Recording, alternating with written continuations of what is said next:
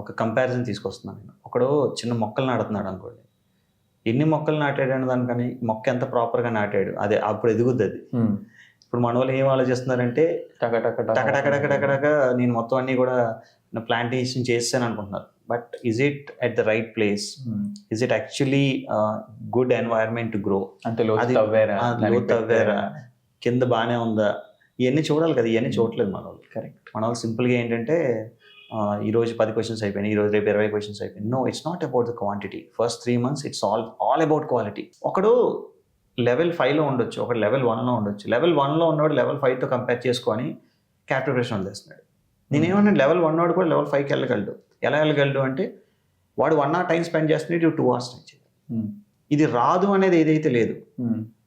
నా దృష్టిలో CAT exam అనేది it's not difficult exam. People are making it difficult by not preparing properly, by not mentoring them correctly.